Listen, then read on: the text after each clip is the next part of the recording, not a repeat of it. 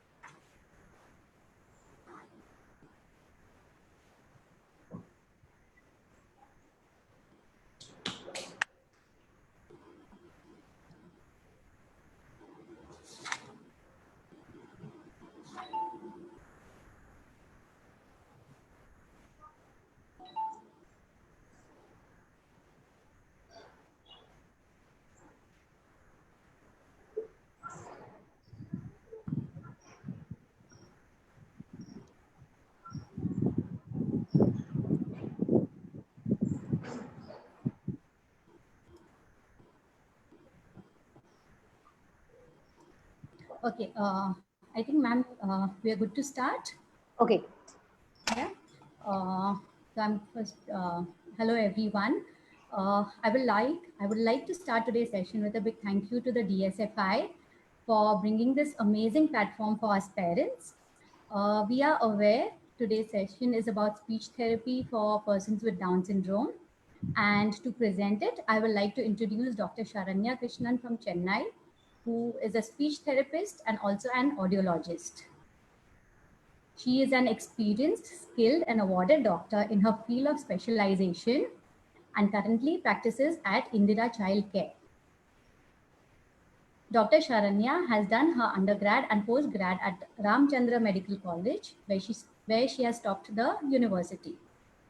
She then briefly moved to Bangalore for a few years and worked with Comdeal. Here, she has learned a lot of techniques of handling children in a big heterogeneous group, varying in age and diagnosis. She's also interested in teaching and has successfully taken programs for PG students at Murph Institute of Speech and Hearing. Dr. Sharanya has nearly 15 years of experience with children with Down syndrome, and her ultimate goal is seeing our children in an inclusive setup. She believes the parents should be actively involved throughout the program and insists that as parents, we should be patient and consistent with the progress of the child. Dr. Sharanya has tried to cover all the questions in her presentation, and in case of any other queries, we would like to reserve it towards the end of the session. I would like Dr. Sharanya to take over now. Thank you, Shweta, for the lovely introduction. Welcome, parents. I hope you're all doing very well. I know it's difficult times for all of us. And I would first, at the outset, like to thank the organizers. I would like to thank Rekha Aunty for having given me this opportunity to share whatever I know, the little bit that I know with parents.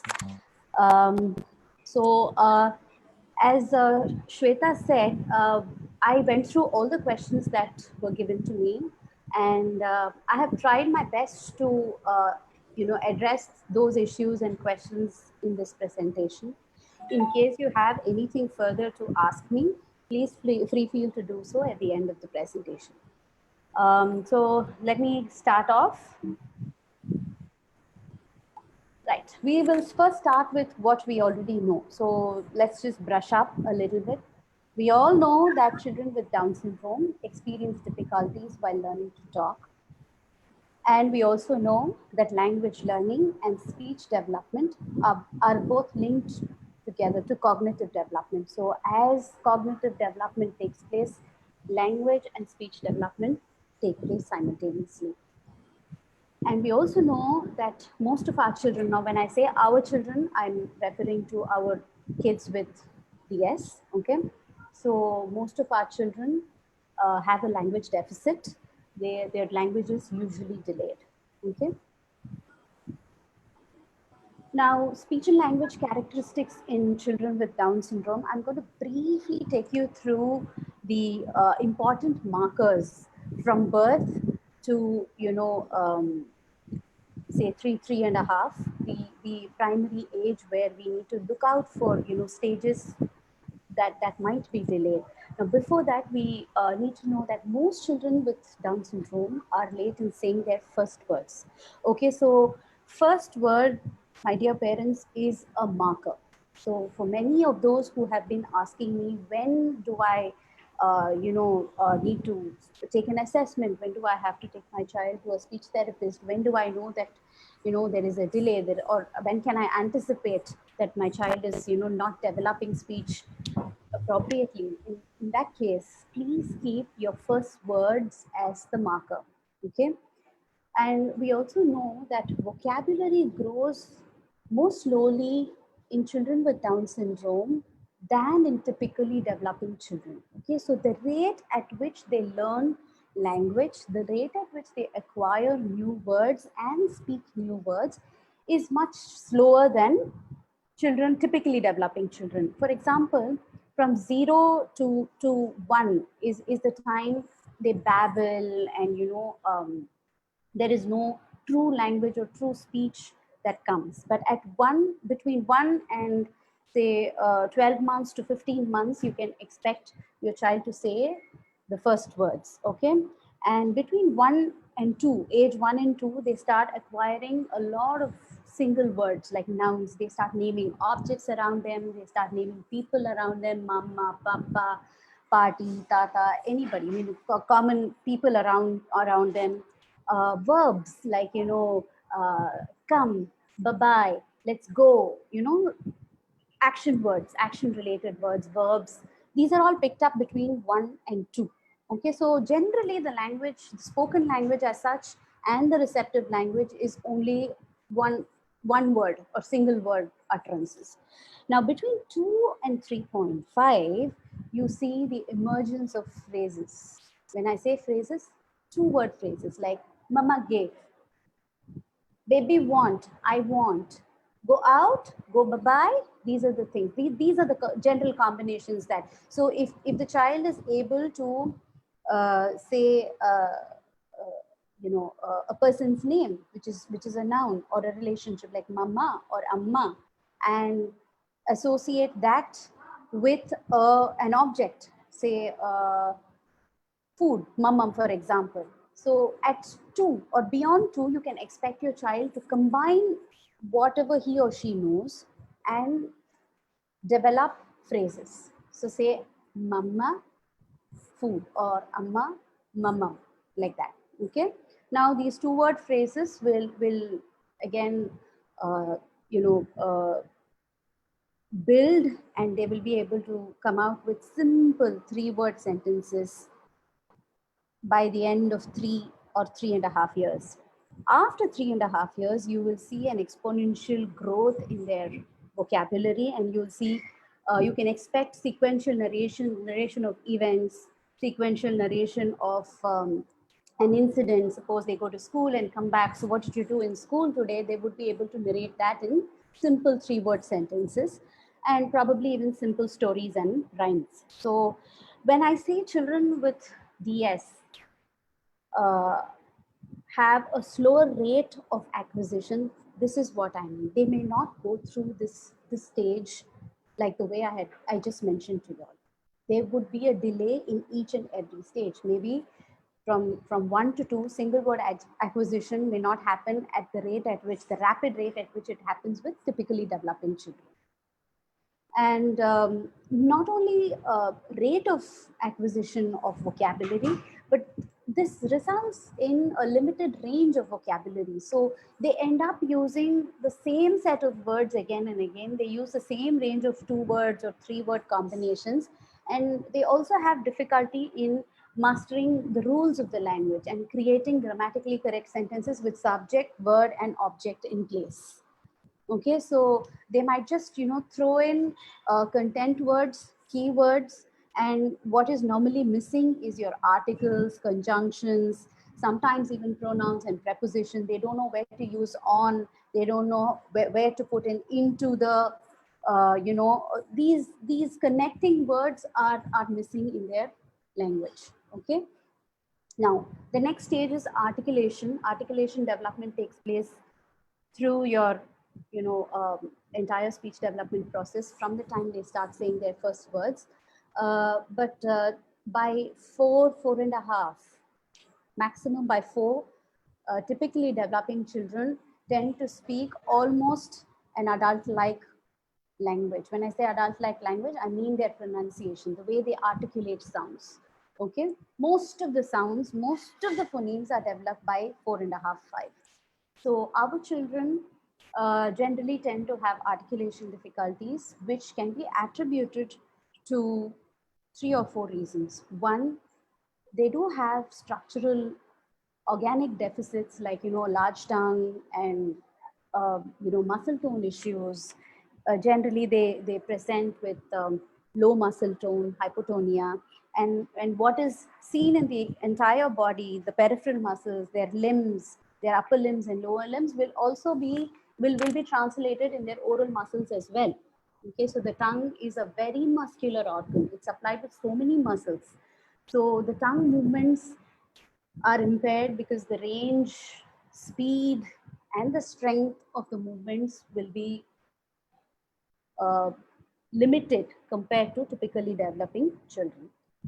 And hearing and other sensory abilities will also pose a lot of restrictions in articulation development in case they have associated sensory deficits like hearing loss or visual impairment. Learning sounds and phonemes will definitely become a challenge. Also, uh, there could be children who do not have a deficit per se. They might be hearing the sound or the phoneme, but they may not be processing it the way they have to process it. So auditory processing deficits also are seen in some children with Down syndrome. So now to put it all together, limited vocabulary, they just speak a set of common words. They have their own set of words that they repeat, along with distorted pronunciation, will lead to speech, will give rise to speech which is unintelligible. When I say unintelligible, I mean that it is difficult for others to understand what they say, especially to unfamiliar people, strangers, teachers. So even when I interact with children, it takes me about half an hour or sometimes one session to get used to their speech. But the moment I'm used to their speech, I'm comfortable with them. But until such a time, I ask for repetition. Okay, so limited vocabulary, distorted pronunciation will lead to speech which is difficult to be understood by a third person. Now, we all must understand one thing. Language forms the basis for everything. So when I say language, I broadly mean 2 things. One is receptive language, that is how much the child can understand, and expressive language. Okay, that is what we speak, what we express. So language is needed for communication. So when I say communication, basic things, to fulfill basic needs, express feelings and emotions, share thoughts, share worries, and most importantly, ask for help. The limited ability to talk leads to limited social interaction. And this is also something that I see with a lot of adolescents with Down syndrome. When it actually, occurs to them that there's something wrong with their speech, there's something, unnatural about the way they pronounce words, they do sense that they have difficulties, and that limits their social interaction, and definitely has emotional implications, and they could withdraw themselves and rather avoid speaking than speaking to somebody who doesn't understand what they say. The third thing is verbal and non-verbal communication. Now, once a child begins to understand spoken language, the scope of learning about the world expands enormously. So um, our children generally tend to take to gestures very easily, okay, and they do not actually understand that speaking is far more easier than gesturing or showing symbols and signs. So once they understand that speaking is far more easier, it's so easy for them to come out of that withdrawn stage, and their vocabulary just there's a boom, and they start speaking a lot of words. So there lies the challenge. We need to get them out of the mode. We need to get them out of the that bubble where they think by pointing to things, by dragging the parent to a particular place, they get their needs and desires satisfied. If they understand that speaking is far more easier, they don't need to take the parent to their desk to ask for a pen. They can just say, give me a pen. So verbal versus non-verbal communication, we'll come back to it a little later. So now we're going to track the process of learning to talk. Okay, now this is basically going through the milestones. Okay, so we'll basically track the stages of speech and language development. Now 0 to 3 months is the stage where the child communicates before talking. They don't talk, but they communicate. The parents, the mother especially, understands everything, every single need of the child. How does this happen? How does this happen? Because the child cries for it. And we know as mothers that my child is crying for a feed. My child is crying because he has probably he's has colic, and we know that the child has soiled the diaper, and that's why he's crying. So differential cry, the child cries for most of the things, and then comes the social smile, and they start responding to your voice, they start responding to tones, variations in your intonation patterns, your expressions, your smile and behavior. And striking early conversations with your child is going to instigate cooing, gurgling, and babbling. Now, this babbling is the second marker. Okay, babbling is very, very important. So when I say babbling, it is just jargon, meaningless speech, meaningless communication. Usually, you have to look for syllable strings, like a consonant and a vowel, like ma, ma, ma, brr, ba, ba, and making sounds with their lips, making sounds with the lips are visually very stimulating. So when you talk, they look at your lips. Okay, so that's why p, b, and m are the three sounds that acquire early. So most of their babbling will have mers and burs and pers and brrs. Okay, so if you skip the stage of talking to your child between 0 and 3 months, you will see automatically that babbling is very poor. The child doesn't have good babbling. Okay, so babbling is a very, very important marker. Look for syllable strings, and you will also be surprised to see that children, maybe at between 8 and 10 months, can in fact imitate your intonation pattern along with babbling. Okay, so there will be rise and fall pattern. So the ups and downs in speech that they are listening to, that is replicated in their babbling, and it's simply beautiful to listen to Listen to it. So now let's track the process of learning to talk, and I'm going to come to the golden period. I'm going to talk to you about the golden period. Now, this period is between 3 months.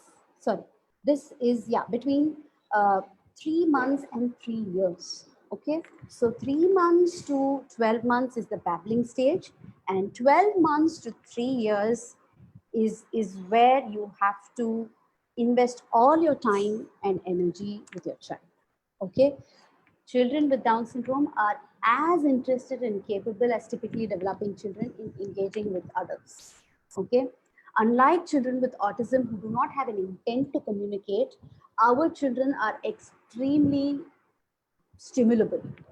They just love communicating. They love people around them, and they love engaging with in conversations and in activities with adults.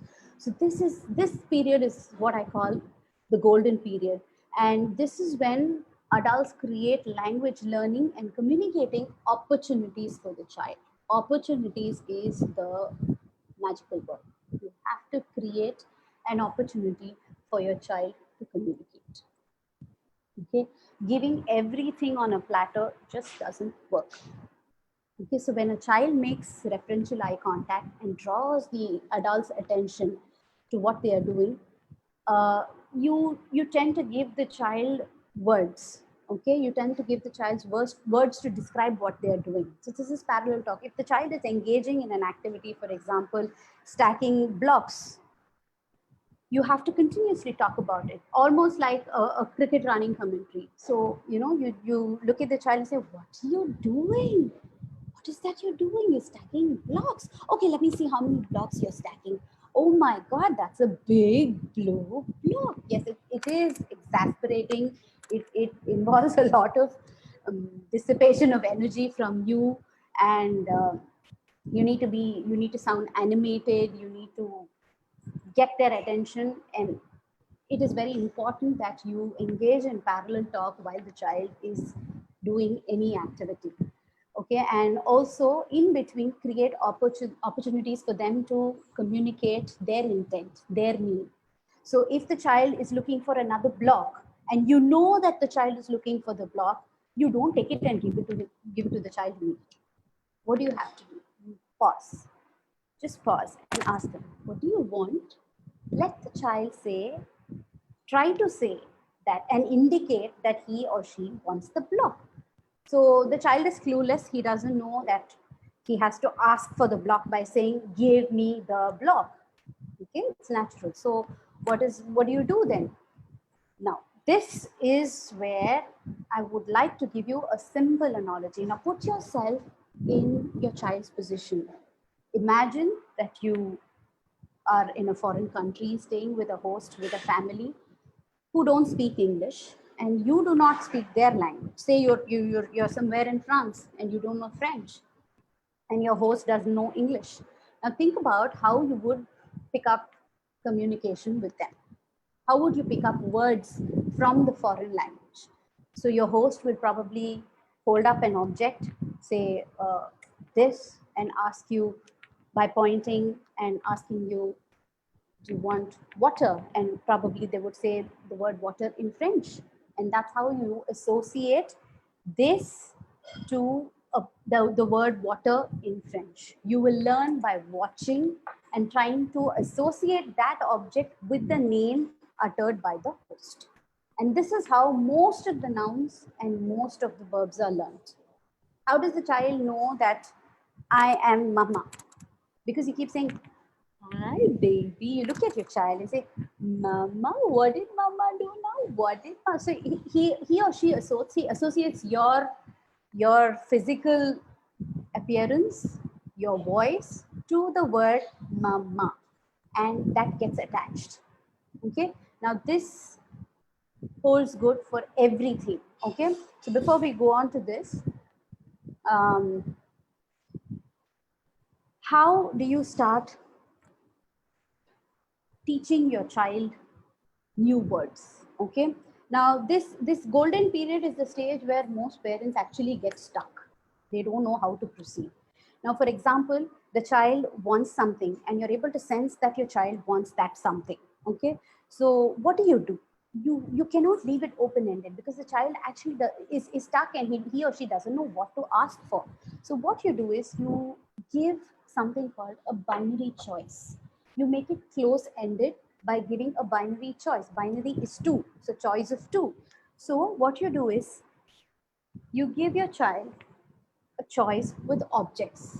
Okay, you know very well that your child is thirsty and your child is asking for water, but you just pretend and just say, what do you want? Do you want water or do you want mum? What would you like to have? Water or mum? So there you're bringing down the choice. Okay, you're making it close ended. So it's easy now for the child to choose between this or that. And at the same time, he or she is not going to drag you to the table or help themselves by going and picking up their sipper or water bottle and drinking water. This is how you create an opportunity for your child to respond to your question. So give them a binary choice and ask them, what do you want? Water or mama? So if the child goes for water, then you say, water. You wanted water, is it? Okay, drink water. So now water is, the child associates this image with water. Okay. Now, I would, another example is if the child is hungry and if the child is wants to poop, wants to do potty, and the child is crying and uneasy. So at that point in time, you go up to your child, to get your child, make eye contact and say, what is it, baby? What do you want? Okay, don't satisfy their need immediately just because the child is crying. What do you do immediately? Oh, I think he has pooped. Check the diaper. Okay, remove the diaper, throw it, change, send them away. Where is the opportunity for the child to actually come and tell you that something is wrong? I need this. So create that opportunity by holding a diaper to your child and then probably a cup of snacks or something, and then say, what do you want? Do you want to do poopy? Is your diaper, so you want to change diaper, or do you want mum? Help the child choose one of the options. Okay, that itself is communication. You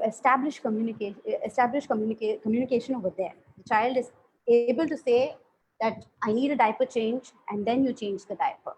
Of course, first couple of times he's not going to say diaper, he's not going to say poo poo, he's not going to say potty, he's not going to say anything, but he is communicating to you and he's saying that I need a diaper change, and he understands now that you have understood it.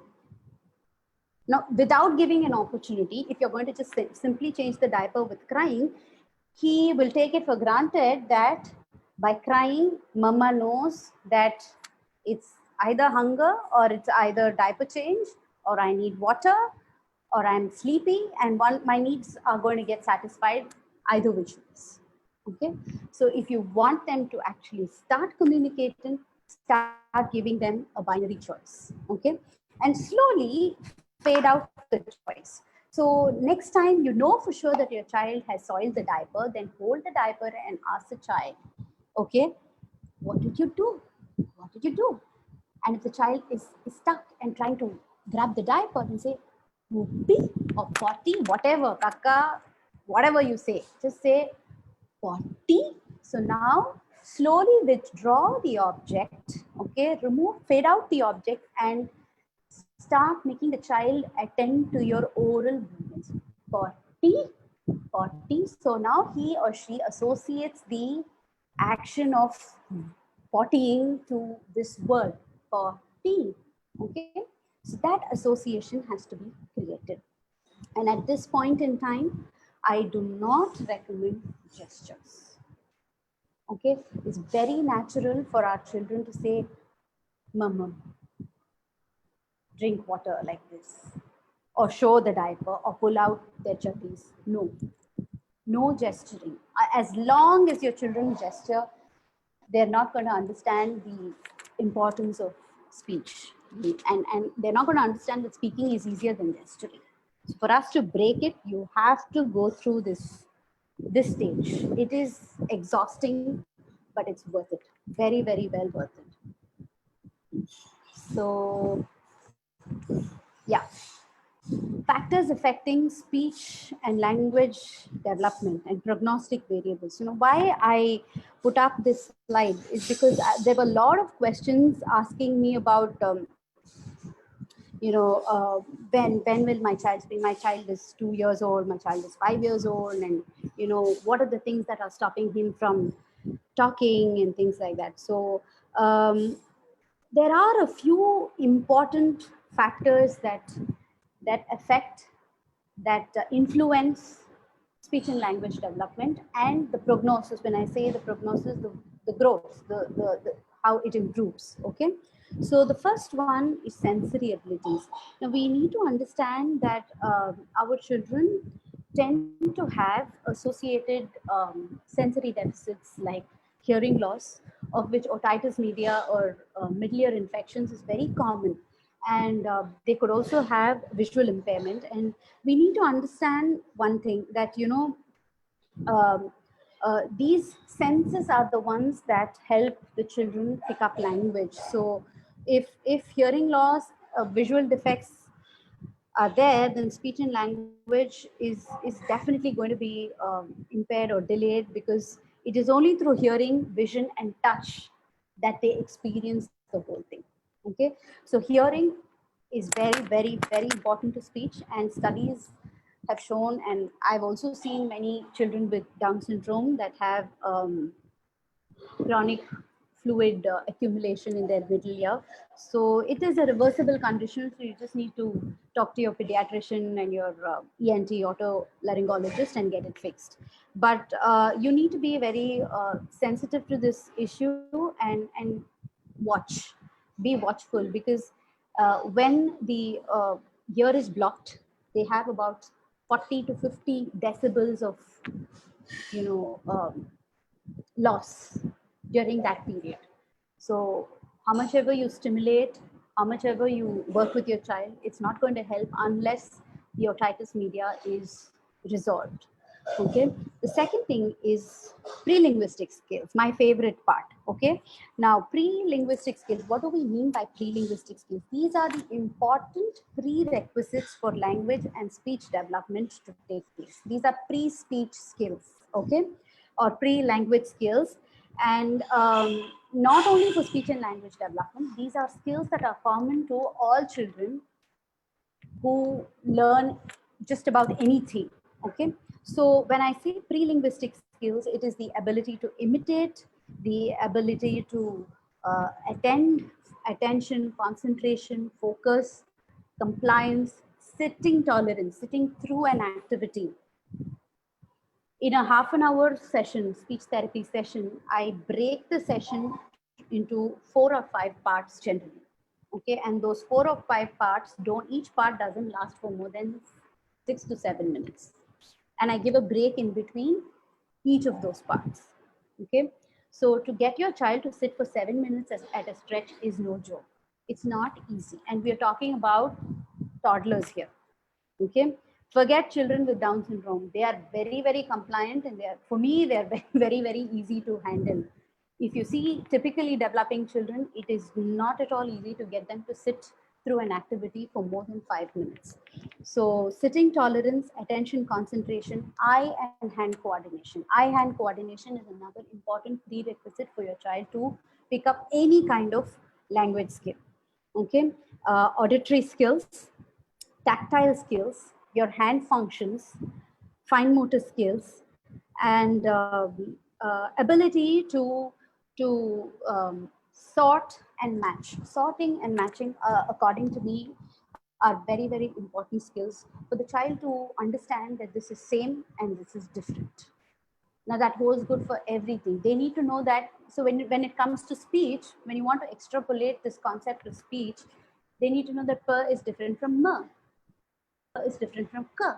So the concept of same and different has to be established, and the easiest way of establishing it is only through sorting and matching. So these are a few pre-linguistic skills that we need to work on before we take the plunge into working with our children in the core language zone. Okay. Comprehension. the importance of comprehension is understated. Nobody, unless they sit and work with a child, understands the importance of receptive language. Unless your child has a bank of words in their mind, a rich vocabulary in their mind, they don't know to you. They have nothing to use to communicate. So they need a rich bank of words to communicate and to speak, to start speaking. Simple thing, unless the child knows that this thing that I'm showing you is a cup or a bowl, you cannot expect them to say this is a bowl. Or if you ask them what is this, it's meaningless. They will just not respond. They just sit and gape at you. They're not going to respond. Okay, so comprehension, you need to know that they know. That is what is comprehension. You need to know that they are understanding. So you need to go through the entire list of lexical categories, that is, common objects around them, the objects that they use on a daily basis, right? From soap to towel to diaper to shoes to socks to mobile phones, chargers, everything.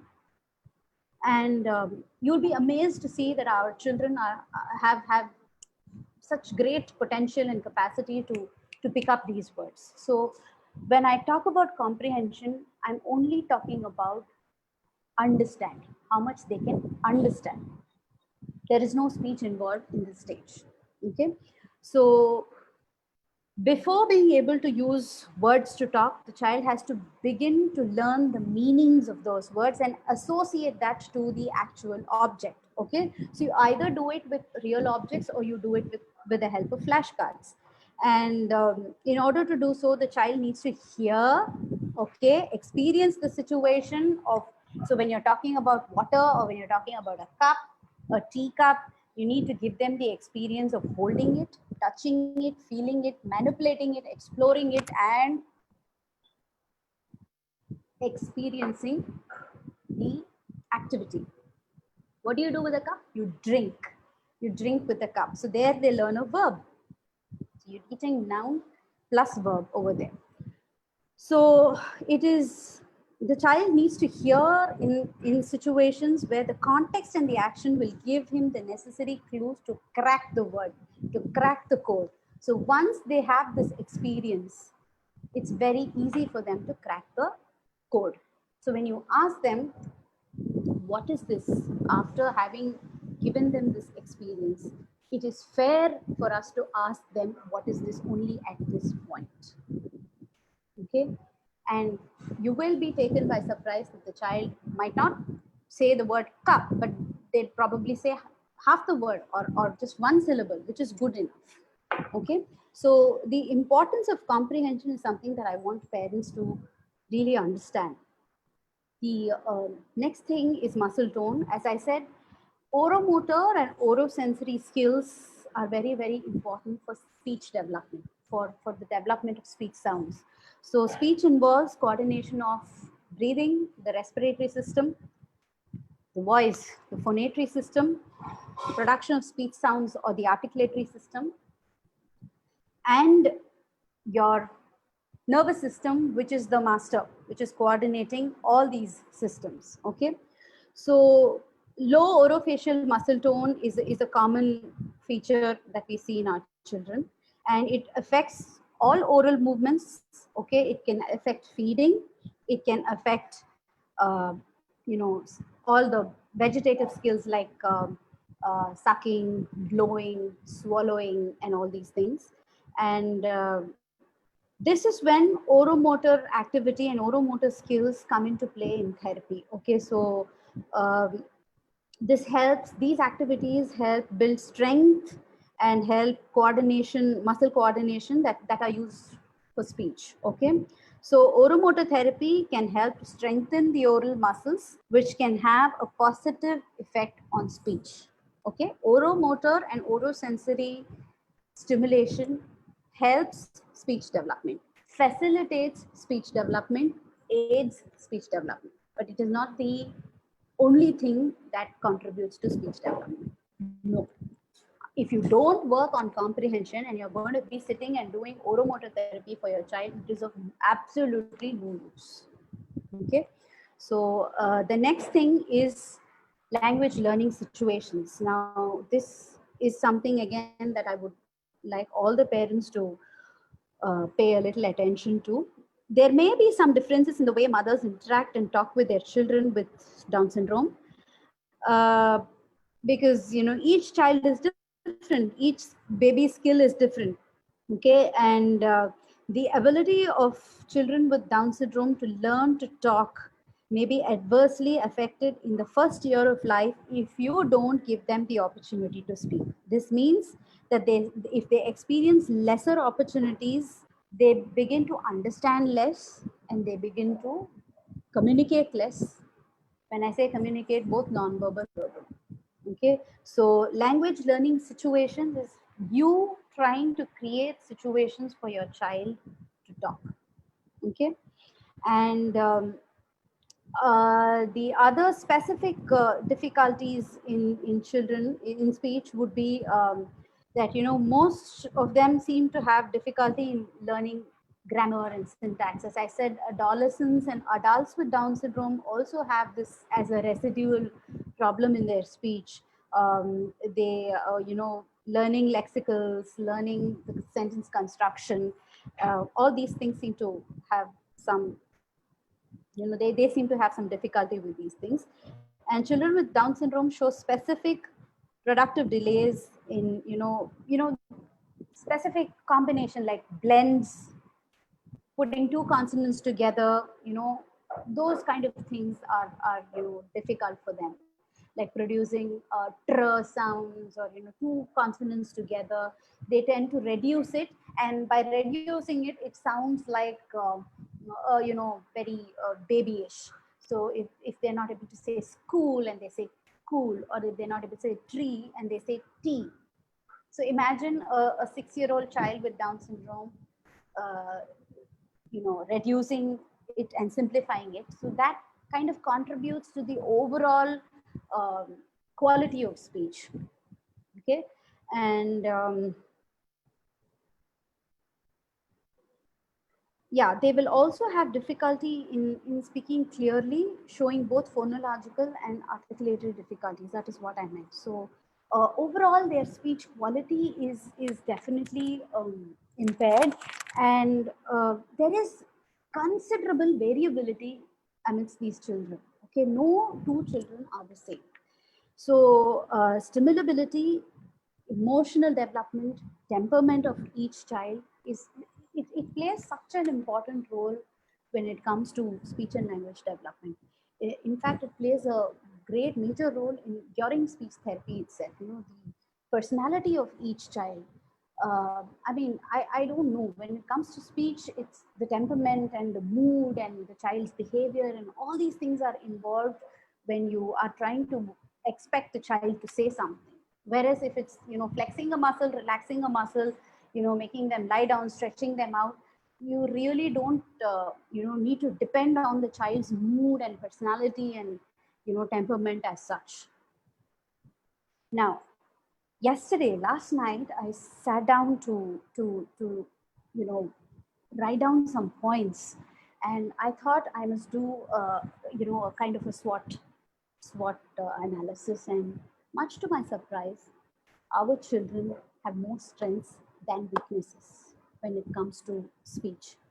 Their imitation skills are simply phenomenal. So when your child can imitate gestures, imitate facial expressions, and imitate actions so well, they have the potential and the capacity to imitate verbal sounds as well. So what is stopping them to speak? We are stopping them to speak because we don't create that opportunity for them to speak. Their imitation skill is a big plus, and it's a big thing that it plays a big role during speech therapy as well. It's very important for the therapist to recognize that. The second thing is social pragmatic skills.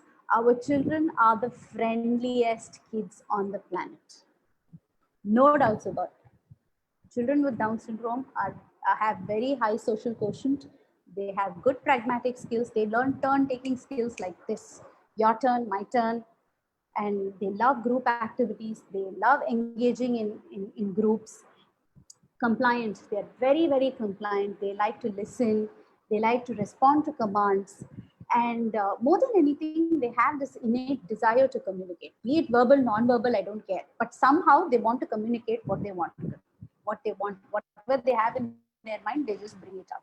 So that innate desire to communicate is such an important thing. And you will know this only when you work with somebody or a child which does not have the that innateness in them to communicate, that intent to communicate. So when you yeah, I'm talking about children with PDD and autism, that spectrum. So when you work with such children, you will understand that the intent to communicate is missing.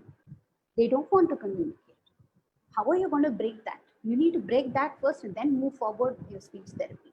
Whereas our kids have the innate capacity and the desire to communicate, and that's such a big thing. Okay, it's such a big blessing. And response to reinforcement. They work brilliantly with reinforcement. Remember, parents, whenever you sit and work with your children, trading, bribing, giving reinforcement can do wonders. Okay, they understand the system of token economy. I don't say that you have to give them a chocolate every time they speak. I don't say that you have to get them a gift every time, but they understand this is simple system of token economy where you say that you say what you want, you get a star. You collect 10 stars.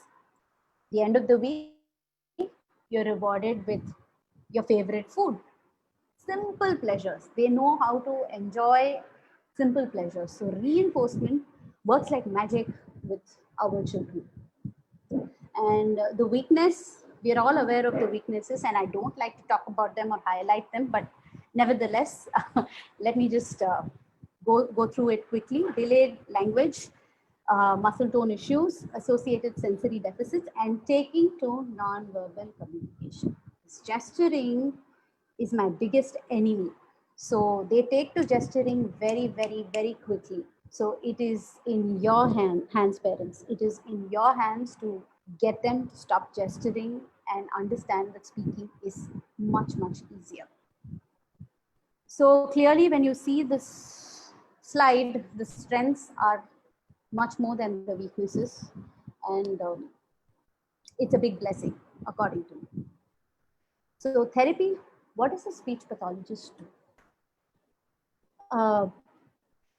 I really wanted to discuss this slide in detail. What do you expect from a speech pathologist who spends probably half an hour or 40 minutes a session twice a week or thrice a week at the most? Okay.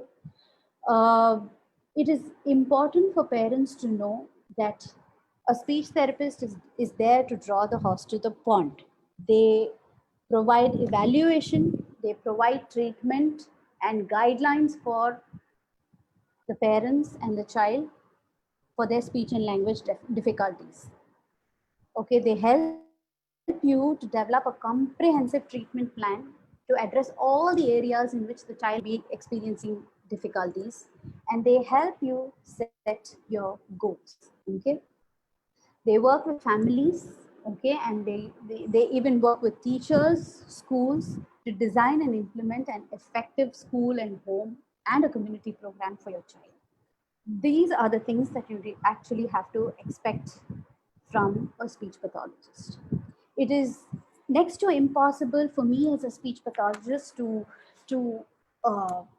work, be with each child 24/7 and keep stimulating them and get responses out of them. No, it doesn't happen. So it is important for parents to be in the session. You have to be in the session. You have to be with your child during the session. Absorb the session completely. See what your speech pathologist is doing, what goals are. It is your right. No speech SLP can ask you to be outside unless the situation demands. If your child is clingy or if your child is not performing when you're around, then okay. But even then, you have to be somewhere around to get to know what is happening inside the session. And I truly believe in this. I make sure that I literally force the parents to sit inside the session because it is important for them to know what is happening inside. And so expecting a speech pathologist to create magic doesn't happen. That is reality. I mean, we interact with your children twice a week at the most, as I said.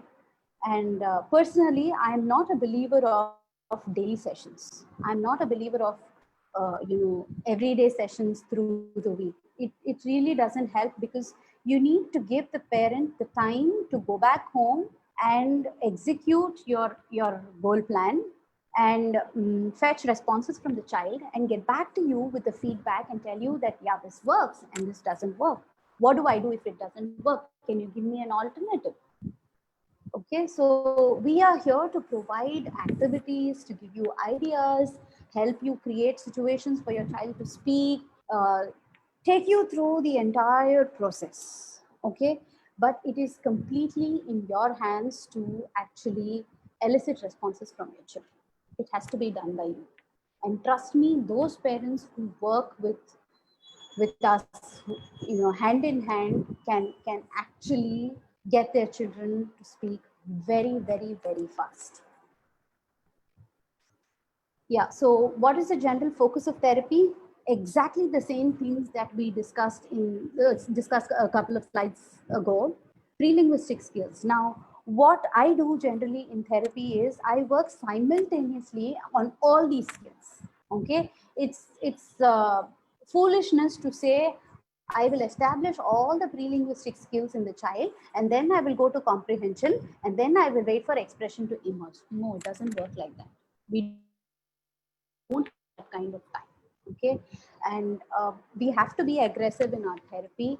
And I must say at this point that many NRIs, many people who live abroad relocate temporarily or come down to India for treatment, not only because it's economical, but also because they have so much access to therapy over here. You get to see a therapist thrice a week, which is a big thing. And the nature of therapy is very, very aggressive. We try to bring out the best of from your child.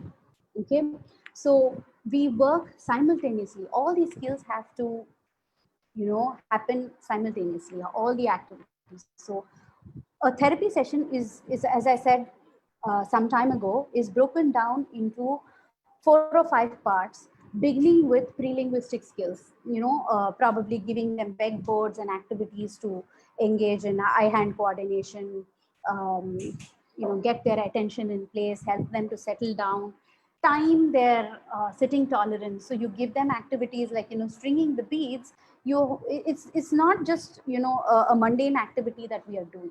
We will improvise on that. We will make it as more and more complicated. So if I give them beads to string, my primary focus would be to make them sit through 4 beads, and then increase it to 6, and then increase it to 10, but gradually. Okay, then I'll probably introduce something like patterning, do red, blue, and work on color concept and comprehension simultaneously. So each skill is woven into the other. It's like a sari, it's all woven and interlinked. So comprehension is, I set 2-3 goals, and I have activities, 2 or 3 activities for each goal. So if one fails, I have plan B. If plan B fails, I have plan C. That's how it works. So parents also get a lot of get creative, and they pick up ideas from the session, because remember one thing: if the child is not responding to you, if the child is not focusing, if the child's wavering, it is not because the child is not able to do the activity. You are not making it interesting enough for the child to engage in that activity. As simple as that. So that's why you need to have plan A, B, and C for each and every skill that you have chosen, and each and every goal that you've chosen. Okay. Now, expression, you start with functional expression. As you're working on comprehension, their vocabulary is going to get enriched. Okay. And with that as a foundation, as a baseline, we tailor make activities for expression. Okay. But nevertheless, you start helping them to express themselves by giving them a binary choice, like how I explained some time ago. And functional expression like hello, bye, greeting, saying good night. These things are functional expression that you can start from the beginning. Okay. And expansion and extension. Now, this is the higher level. Once your child starts talking and your child starts communicating like in 2-word or 3-word phrases, you need to expand their vocabulary. And the areas of deficit is very clear. They don't use conjunctions, they don't use articles, they don't use good syntactic sentences and with good syntax, with good word order. So those are the things that you do in expansion and extension by teaching them things like adjectives. So if the child says, if you ask your child, what is this, and the child says ball, single word, one word answer, then they'll probably say, this is ball. Then you teach them, if they know colors, you bring in colors there. You bring in the concept of adjectives. This is a big red ball. This is a big red ball. 6-word sentence. So this is how you push your child to expand. You expand and extend your sentence. Okay, so that's the next stage. Yeah. The other one is oromotor exercises. So oromotor and orosensory are equally important. It is important to do to stimulate the sensory system and the motor system simultaneously. So there are a lot of techniques, and there are a lot of questions in the mail that I received about brushing, using a vibratory brush and all those things. Now, you need to watch your therapist and do exactly the same thing at home. Okay, it is not easy. No child, in fact, even I'm not going to like it if somebody is going to put something inside my mouth and wind something inside my mouth and rotate things inside my mouth. No, it's yucky. And I can completely understand what the child goes through, but there are certain things that are very important. Positioning your child. How do you hold your child when you do oromotor? How much pressure do you apply when you do oromotor? What comes after what? What are the exercises that you do for your lips? What are the activities that you do for the tongue movements to appear? What are the activities that you do for vegetative skills like blowing, sucking? Blowing is so important. I'm not sure if you know, blowing is so important that it is a precursor for bringing out sounds like p, p, b, p, b, s, f, th. All these sounds require blowing, intraoral pressure, some amount of pressure to be created in your mouth, and that bursts. Okay, so blowing is important. Blowing, sucking, and all. We have a set of activities that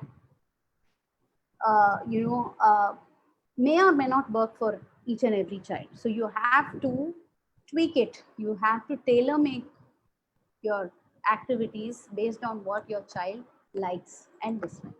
Okay, so oromotor requires a lot of patience, a lot of skill. You need to get the hang of it, and you need to watch your therapist and understand how they are doing this. Articulation and intelligibility training, yes, this is the very interesting stage where most adolescents with Down syndrome come to me for articulation therapy, and it's a lot of fun because we do a very detailed assessment of the sounds that they have acquired through their childhood. There might be sounds that they have not acquired, and we teach them. Again, their skills, their imitation skills plays a very, very important role in learning these sounds. How to place your tongue, how much pressure to put when you say that sound, working with blends, working with recorded speech. Giving them a feedback is very important. So, you record their speech and give them a feedback of how much of their speech is actually understood. And it's a lot of fun working, with children who have articulation and intelligibility issues. So, they're a lot more grown up and they understand a lot more, and you can give a lot of variety in your therapy at that stage. So, yeah, so this is pretty much what we do during speech therapy. Okay, pre-linguistic skills, comprehension, expression, oromotor, and articulation. All these are done with, of course, different weightage depending on what your child needs and depending on the child's age. Okay, yeah, success of therapy depends on lot of factors. Lot of factors. Most important, presence of the parent or the caregiver in the session.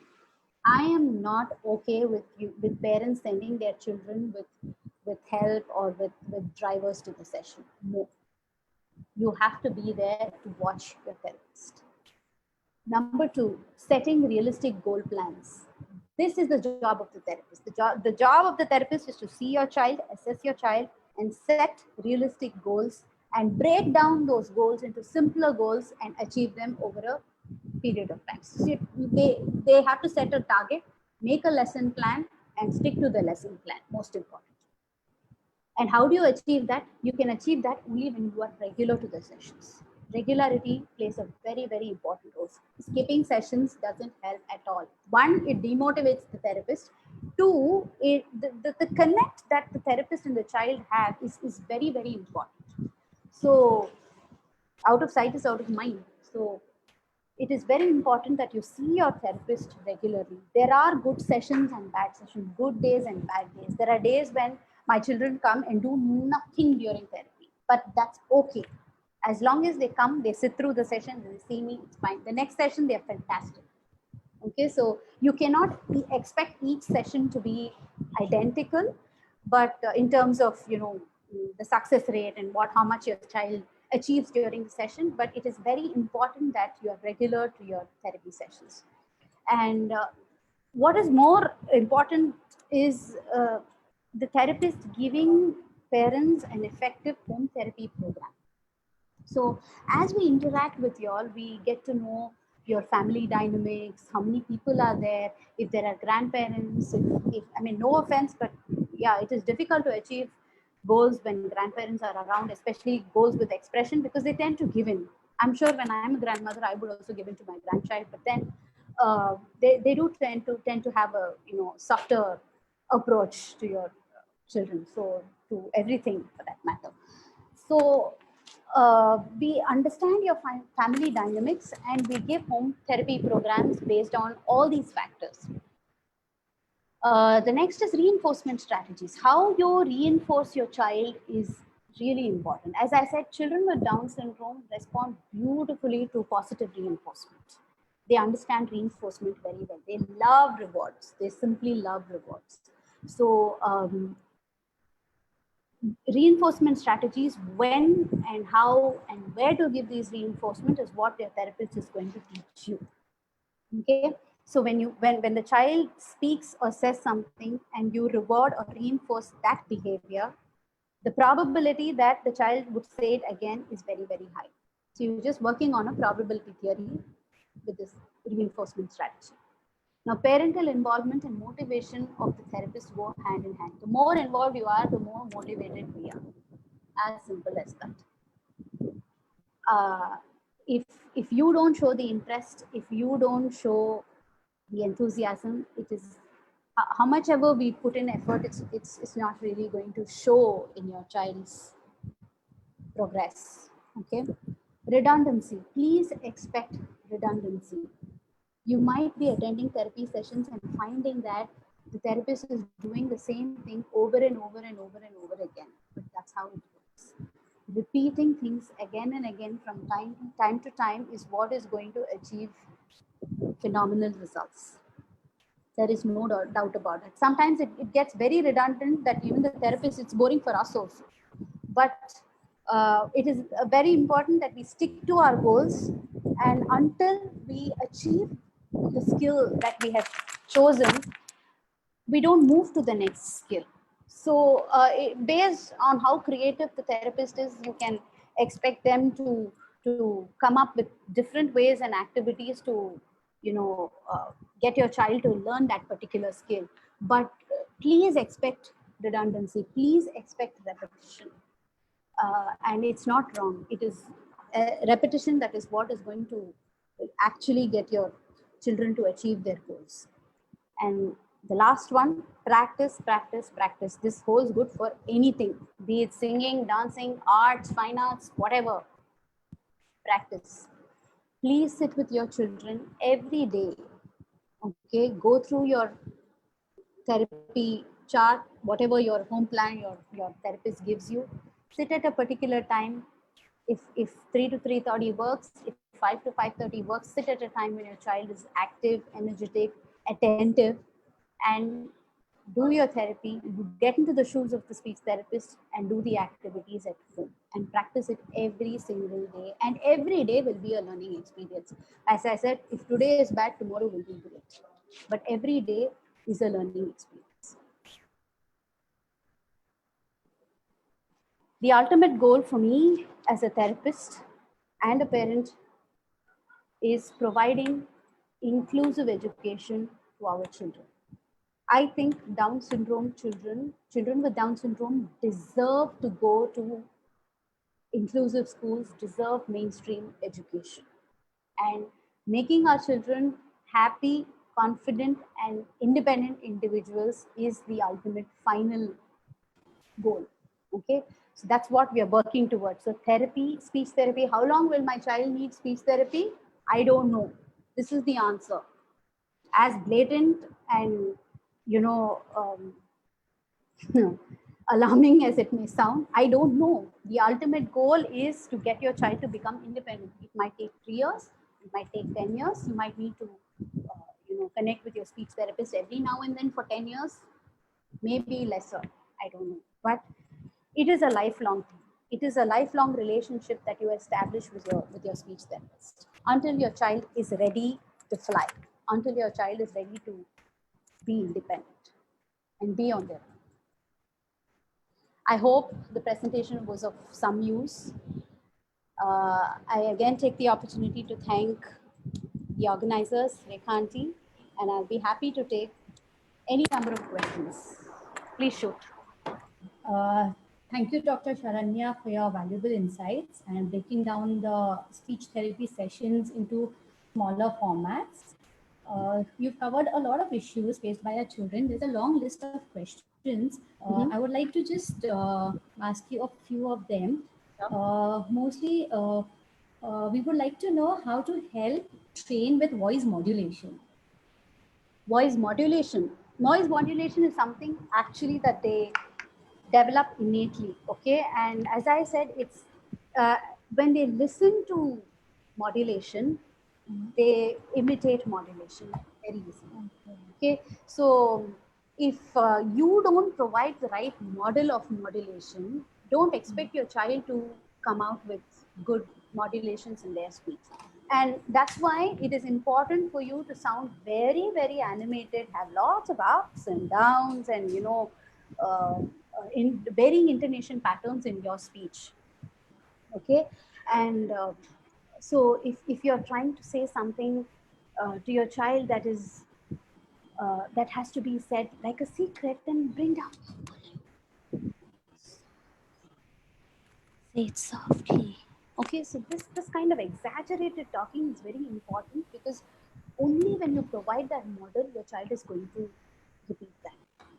Okay, otherwise there's nothing major, because you can work on pitch patterns. You can make them imitate, repeat different notes, high notes, low notes, and all that. If you feel that they have a very limited,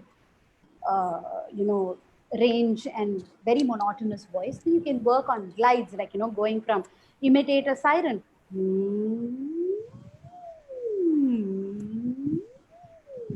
So you establish ups and downs by imitating environmental sounds like a siren or something like that, and then slowly move to speech. Okay, yeah, that's helpful. Okay, now we often see this problem. How do we differentiate between stammering and stuttering? Stammering and stuttering are the same. Stuttering is a technical term. Stuttering is a diagnostic term. Stammering is a colloquial term. Okay. Both are the same. Okay, both are. And what should be done to help? Stuttering and stammering for a speech therapist is a cakewalk. Okay, but the thing is, Working with children is very difficult. Working with adults or adolescents is very easy because we have a set of techniques that work on coordination of the subsystems. That is mainly the respiratory system and the nervous system. That's that coordination. Generally, what happens in children who stutter is that their rate of speech is fast, and there is some kind of mismatch between their thought process and speech output. So that mismatch has to be identified, and you try to help the child to pace their speech and not talk faster than they think. So we have a set of techniques that would involve breathing exercises, reading, and pacing their speech and all that. So it's easy when the child can read. An adolescent 10 plus, I think it's very easy to work on stuttering. But of course, there are children who are younger and who come with developmental stuttering, and that's when we really have to, break our heads and come up with creative games to get them to speak in a very paced manner. Like we have techniques where I use a frog, and the frog jumps from one leaf to the other, and when I manipulate that, the child says. So if I ask the child, what did you eat today? And the child has to speak only when the frog jumps. I had bread toast. Okay, as against I had bread toast, and stumbling on one of the words. Okay, so you have to actually get really creative to work with children with stuttering. But otherwise, dealing with stuttering and stammering involves a protocol of a sequential set of exercises that we follow, which involves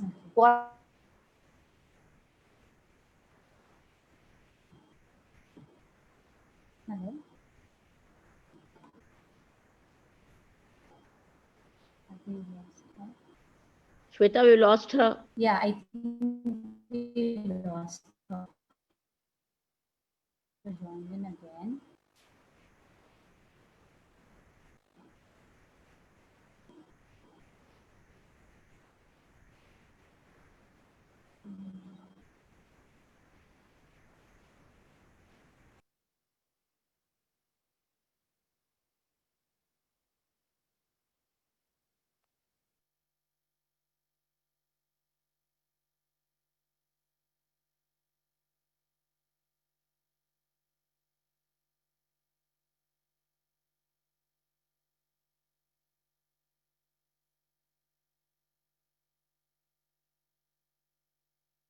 Yeah, I'm sorry, I think we lost her. Yeah, we got her.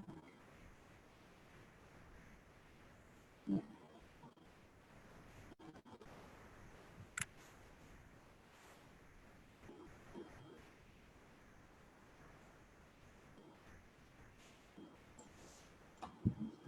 Can you hear me? Yes, we can hear you. Yes. Thank you. Yeah. Yeah. Okay. There's a question from Anusuya. Her child is 7.5 years old, and he takes his lower jaw inside and hence not able to speak clearly. Lower So jaw inside. Okay. In the sense, for specific sounds or for all sounds? I mean, I need some clarity on that. Pansoya is here. Will she be able to come in? Anusuya.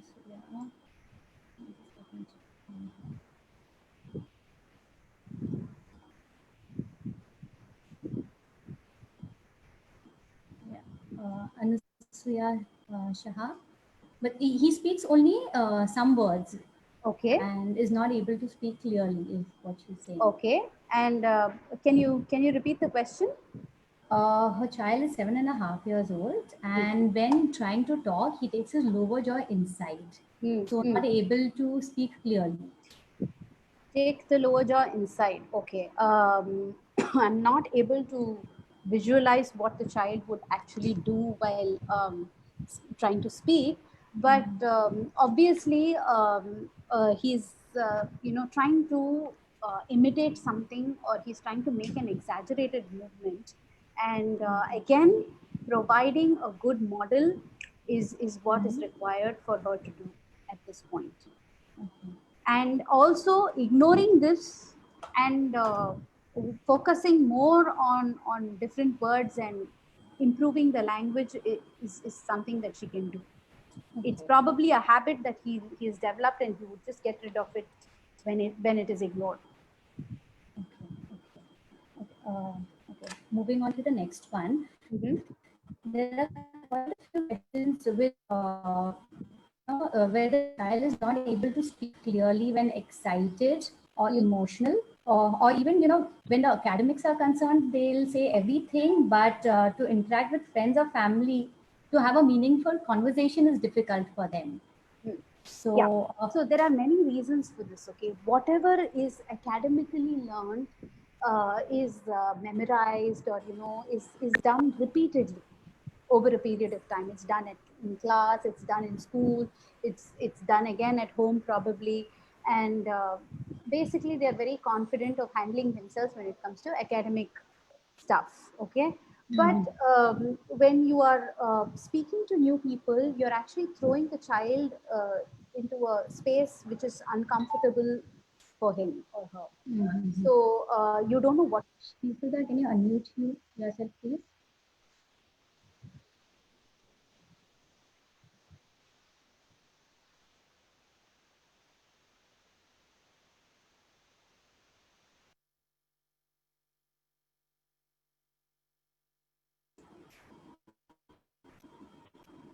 I'm not sure I can get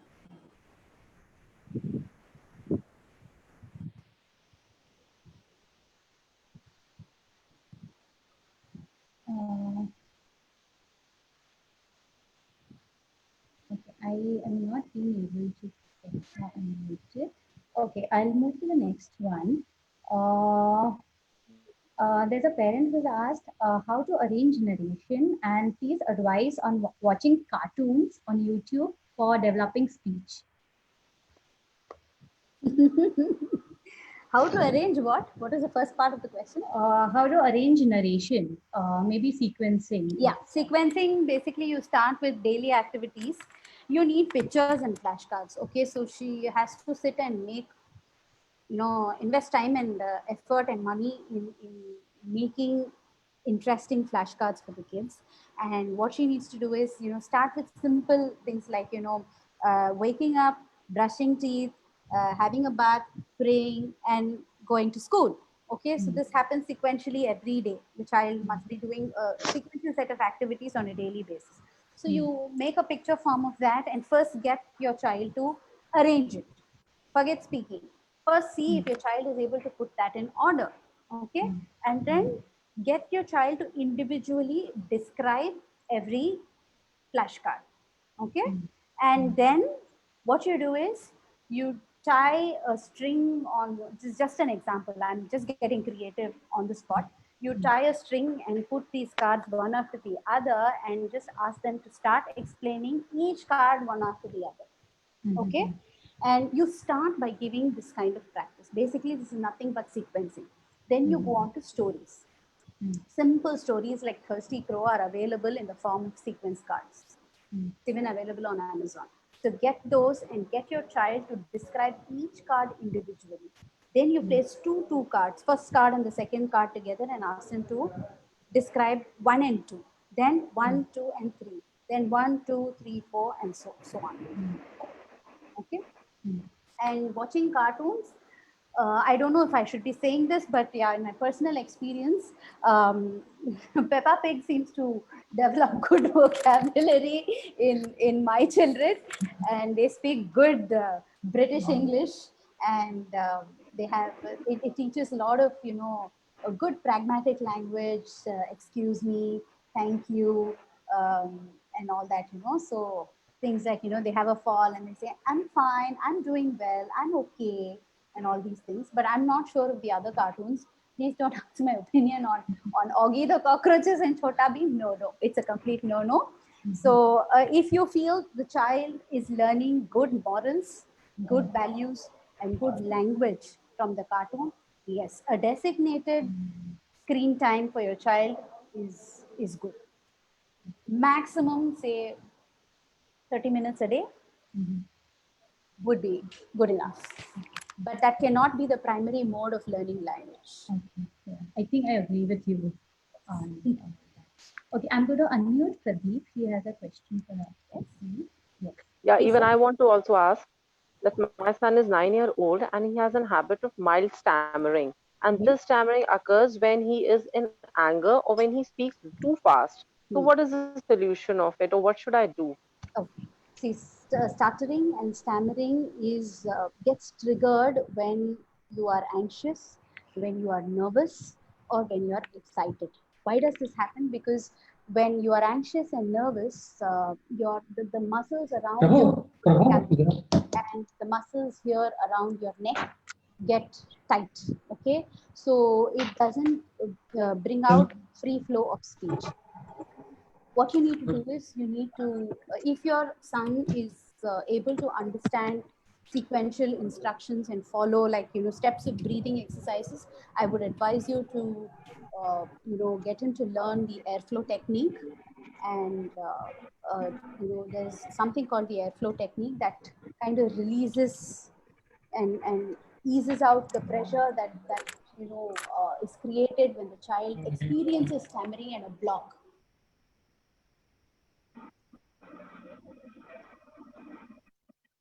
Uh,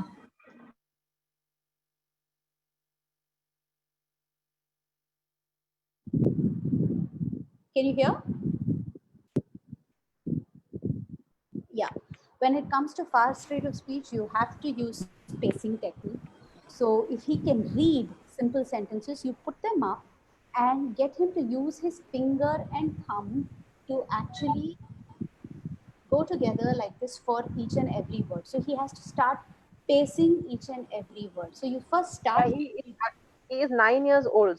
He is 9 years old. He's in third standard. He's able to read simple sentences, right? Yeah, yeah, definitely. He's able to read the entire stories. He doesn't have any that problem. Only when he is anger or when he is quite very excited about something, only then a mild stammering takes place. Not That will really I think you will benefit with airflow therapy and airflow techniques, because that will give him a strategy to break the block. Okay, and basically relax his muscles, because what is happening physiologically is when he is getting excited and nervous, the musculature here in the neck and the oral cavity gets tightened, and that's stopping the word from coming out freely. thank you so Okay. much. Yeah. So breathing and airflow techniques you can look up on the internet, or you can write to me. I'll be glad to help. Okay. Thank you so much. uh, okay. Hello, There, ma'am. Hello, ma'am. Myself, Shikha Bhargav. My son is 5 years. Sorry, I can't hear you. Yes, sorry, ma'am. My son is 5 years old, 5.5 years old, and he tried to speak so much, and he speak also, Okay. but ma'am, not clear. So, ma'am, is there any particular exercise which we can do at home, so to make the speech clear? Okay. See,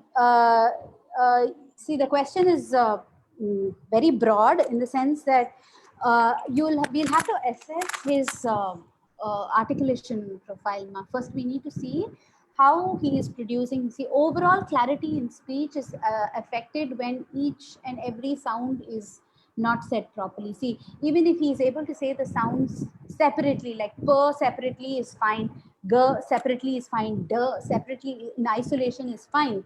But when it combines with other sounds, there is a co-articulatory effect that is created, and that reduces the overall clarity of speech, because when he is trying to combine the t and the g with another sound, he may not be producing it correctly. Correctly, yes. Okay. Yes. So the influence of other sounds on a particular sound is also important, and that we need to assess with your child's speech sample.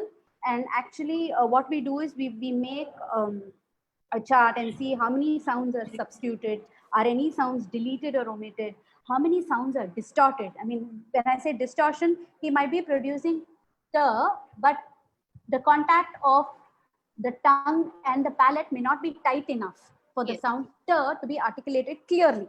Clearly, yes, ma'am. So when he says, I have 2 tests on Tuesday, every other word has a t. Yes. Okay, so if the t is going to be distorted, the overall clarity of the sentence is Clarity going to be will be distorted.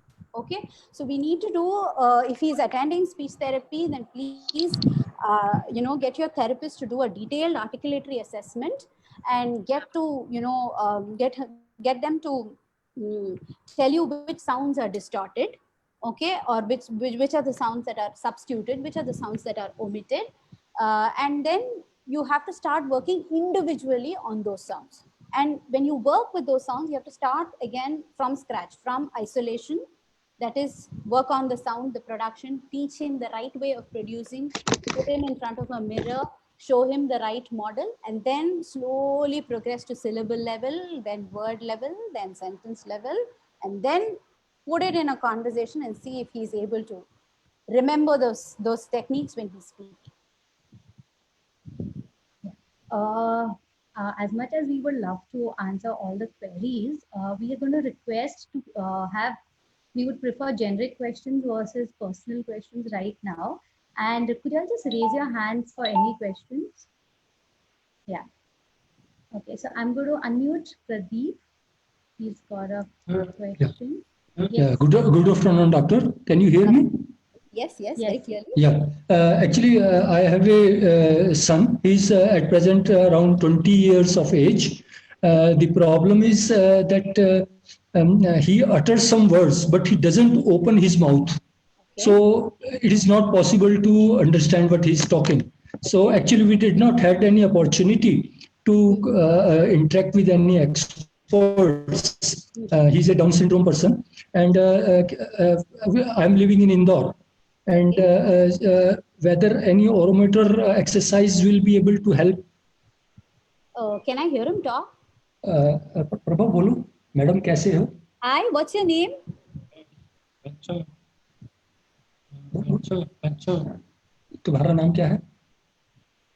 नाम क्या है प्रभु? बोलो. अच्छा. What's your name? अच्छा. Hi, are you able to see me? Are you able to hear me? दिख रहा? बोलो बोलो. कैसे हो? कैसे हैं?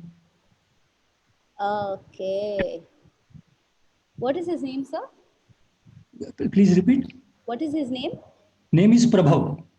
Prabhav. Hi. Hello. Yeah. Hi. Hi. Can you say hi? Hi, come. Hi, come. Hi. Hi. Okay. His Hi. generally he's clenching his mouth. Okay. He's Yeah. had a very clenched speech. You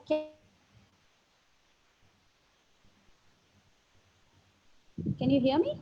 Yeah, there was a blank. Yeah. Yeah. You can take him to a therapist who should focus on his articulation and resonance. Okay, basically he's clenching himself, and it seems like it is habitual. Okay, he's just created it like a habit, and you'll again have to break down to word level and sound level. As I said, as I answered the previous question, you have to go sound by sound, make sure that he articulates the sounds correctly, then get into the higher levels of syllable level, word level, sentences, and then work on his conversational speech. Okay, and oromotor will definitely help because it's going to strengthen his tongue. He's going to improve the range of movement of his tongue and jaw muscles as well. So oromotor exercises will definitely help him to and also there is something called isometric exercises that even physiotherapists would know, where you put pressure and offer resistance, okay, from outside. So these kind of strengthening exercises and endurance building exercises is what is going to help you. Thank you, doctor. Most welcome. Let's move on to Hello, ma'am.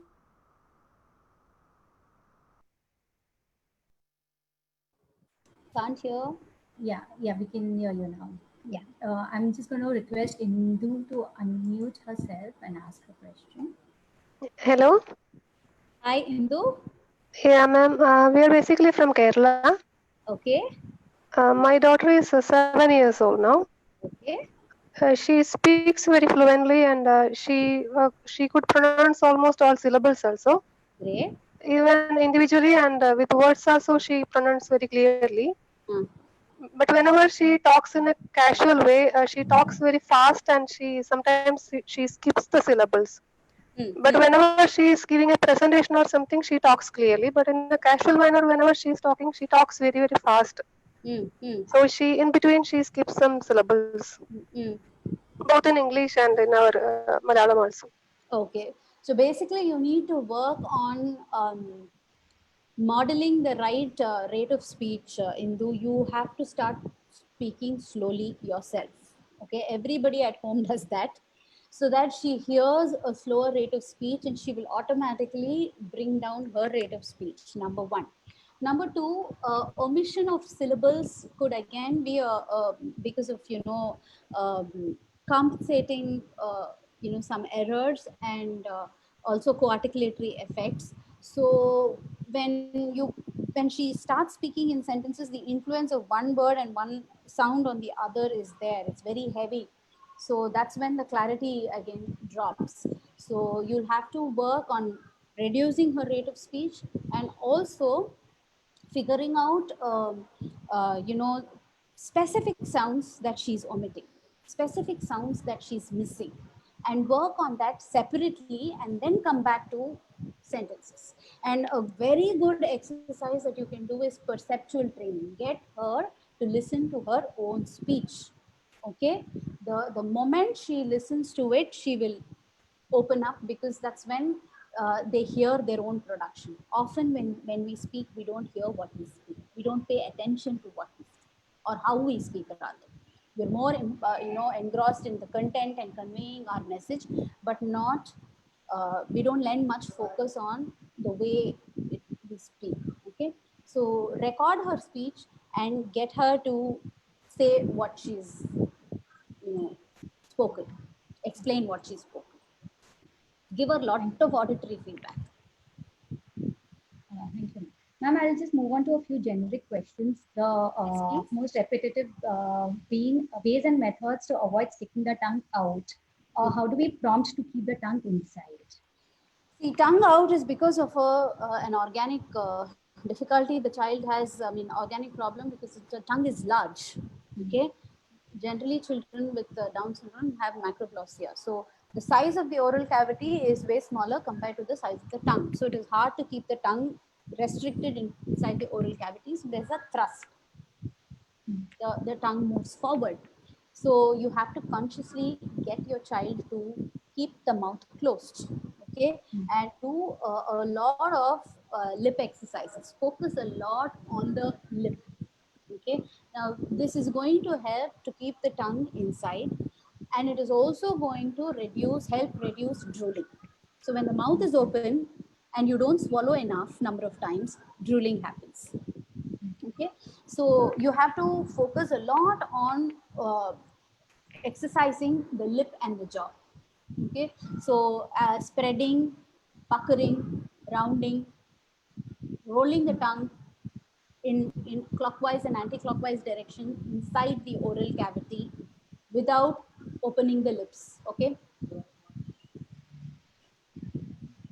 maintaining lip seal while you do this activity, and giving them a lot of visual feedback by putting maybe some natural color or lipstick, and dabbing it on a tissue to show them exactly how to keep the mouth sealed. And a lot of blowing exercises will help in exercising the lips. Blowing with a sound, not just. So when you blow a candle, you keep the candle in front of the child, keep increasing the distance, and make the child say a plosive sound, p or b. Okay, and exercising the lip basically is going to really help a lot. And I often advise parents to do thermal stimulation, that is alternate hot and cold by dabbing eyes, or using a a spoon and a gauze, we dip it in hot and cold water and kind of massaging the lip area. So that gives a lot of sensory stimulation to that area. Okay, I'll move on to the next one. A few parents want to know the advantages of talk tools and which ones would you advise? Advantages of Talk tools. talk tools. See, I'm not going to propagate any particular tool as such, but in my experience of therapy, I've never used it. Never ever. So as long as you're hands-on with your child and you create real situations and create the environment for your child, you don't need any tool as such. Even for articulation therapy, the direct model that you provide is the best model. I'm not against using talk tools, but I generally prefer not to use them. We'll take another question from Tavneet's mother. I'm just going to ask to unmute.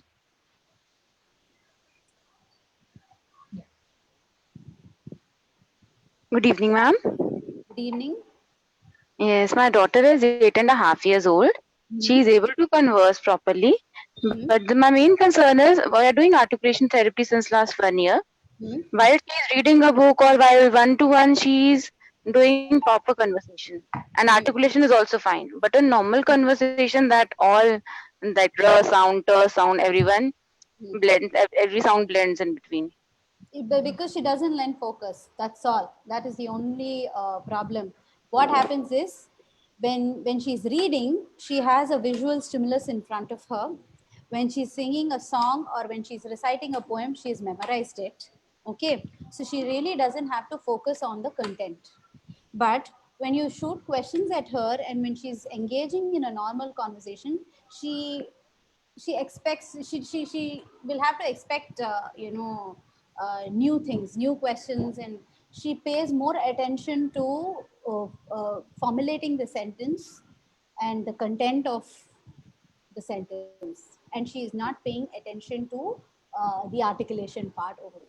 Okay, so you'll have to generalize. This is generalization is and maintenance is the last part of articulation therapy, where what is learned in the clinic has to be generalized to other situations, like at home while playing with friends. Most often when they play with friends, they will forget to use their articulation techniques because they're excited. Okay, their focus is not there. So what you do is you get a set of routine mundane questions written down. Okay, say about 30 or 40 questions. Keep repeating those questions with her every day, and this can be a little exhausting. You have to keep your ears very sharp and open, and every time you ask any of those questions from that list, make sure that she's answering it with good articulation. And if she does it, she gets a reward. If she doesn't, she doesn't get a reward. Okay, so you have to inculcate the habit of using her articulatory techniques in conversations. It's just about creating the habit, that's all. Okay, ma'am. Ma'am, one more question. Like she's 8 years old, she's in grade 3, and she's doing as per academically, she is doing fine. But if I ask her about some event, that yes, what happened in the school, so the sequence is not correct. The way she is telling, if I listen story from some other child or some other teacher, and I ask the question, then answers are right. But to explain whole situation, that part is lacking a lot. Try to use, give her some visual cues. Okay, so what you do is, if you can preempt the situation, and if you know, get to know from her friend whatever happened in school. Okay, and then see if you can show her pictures on the computer, or get some pictures ready and get her to do the ordering first. Okay, and then ask her to explain. In an open-ended conversation, our children tend to get lost. Okay, so you have to back them up with visual stimulation or prompting. Generally what happens is when you start prompting, you know, they wait for your prompt.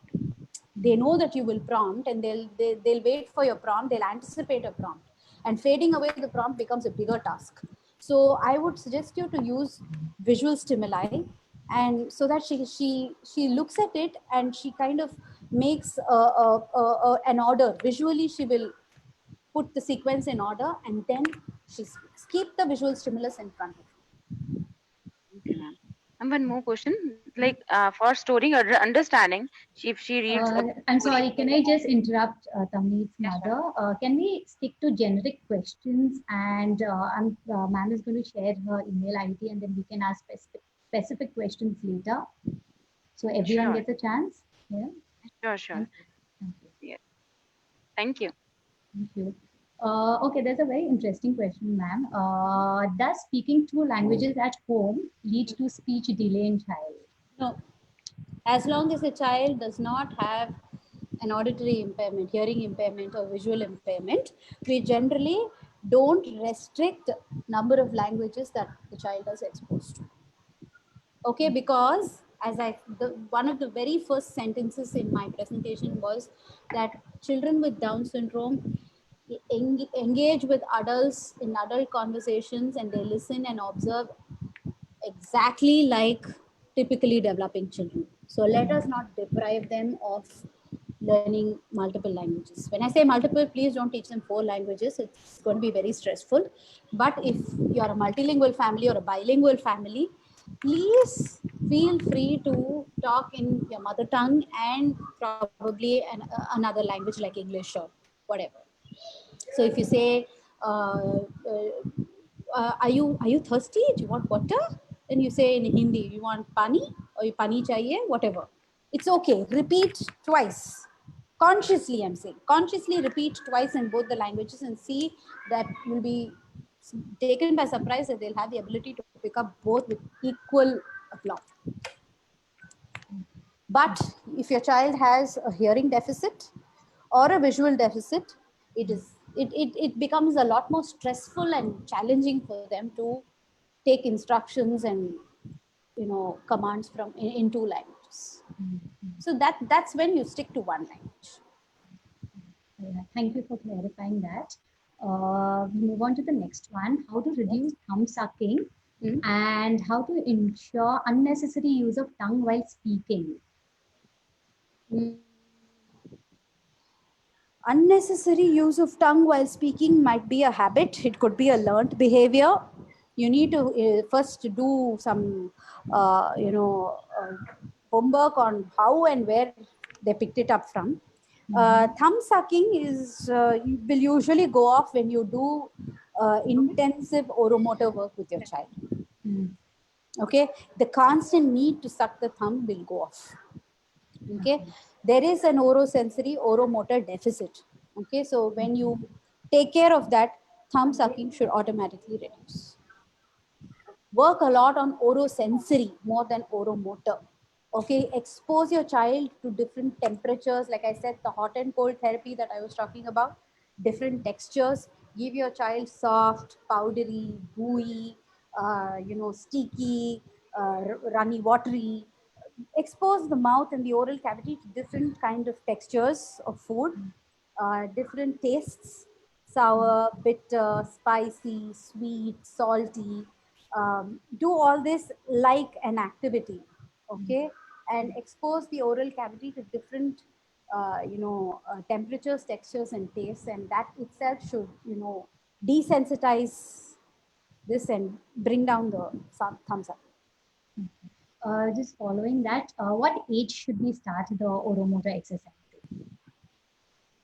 Oromotor, whenever your child is cooperative, the younger they are, they cooperate better. The older they are, they get smarter than you, smarter than us, the therapists, and they find ways to manipulate all of us. You can start as early as possible. I mean, I've had children from our federation who are as young as 6 months old. I may not suggest activities that we do inside, the exercises that we do inside the mouth, but you can always start with all the external massage. Okay. Spreading, as I said, spreading, rounding, puckering, all those activities can be done, stretching the lip muscles, and then using vibratory brush. All the external activities you can start from as early as 6 months. And slowly, when the child gets more and more compliant, you start moving inside.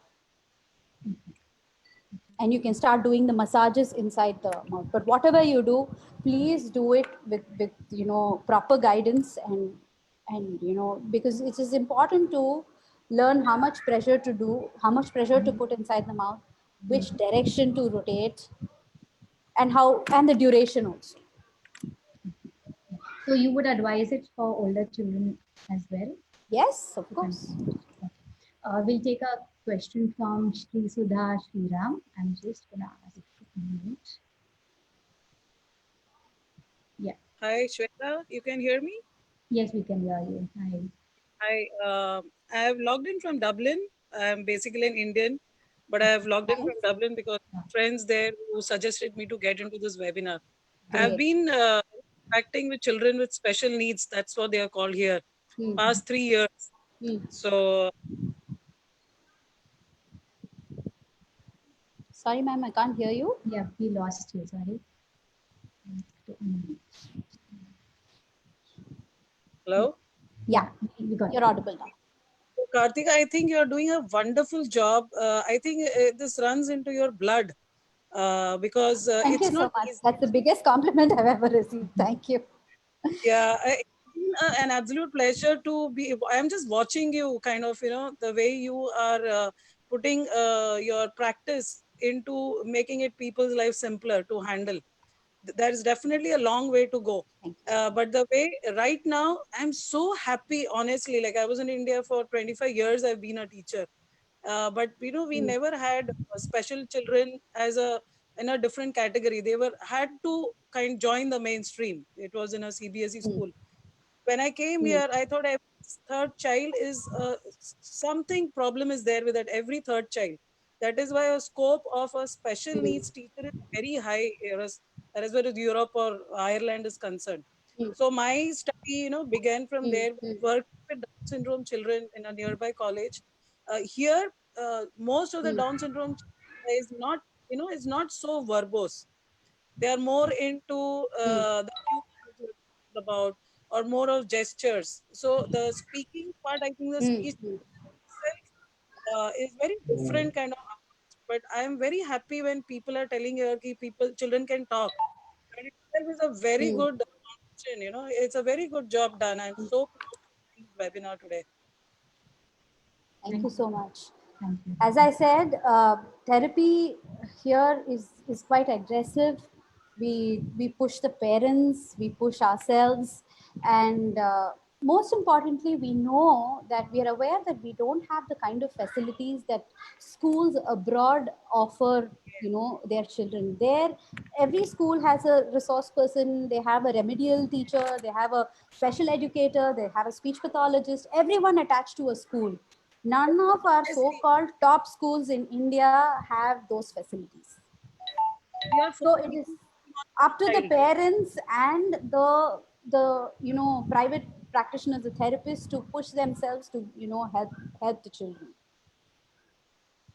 But you are doing an honest job. I just love you. That's what I can tell you. Thank you so much. Thank you.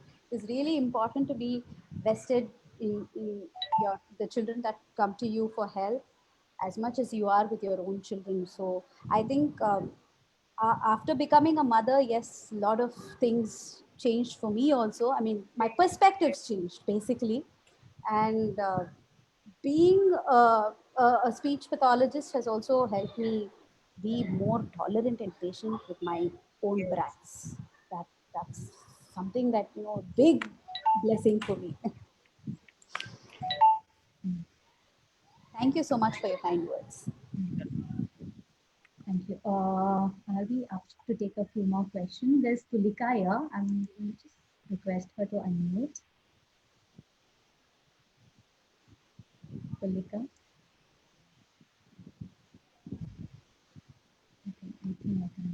Shweta, you done? Hello. Yes, ma'am. One question and then we'll be done. Okay, okay. Fair enough. Hello. Yes, ma'am. Hi, Tulika. Hello, ma'am. I just wanted to ask. Actually, I got disconnected.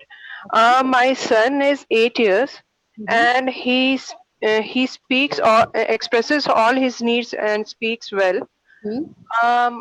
He's good in academics also, Hmm? but when it comes to talking with friends, he doesn't know. He only hugs and cuddles them. Really? Yeah. That's strange because generally our children open up to, they're very social and very friendly by nature. He is friendly, but he Hmm. doesn't know how to talk to them, how to How does start. he interact with adults? Adults, he mainly says that he mainly expresses his needs. Okay, okay. Yeah, See, it like could. I think he's generally aware of his limitations. So often, what happens, when children grow up, uh, inhibitions start setting in around after 6 or 7 years of age.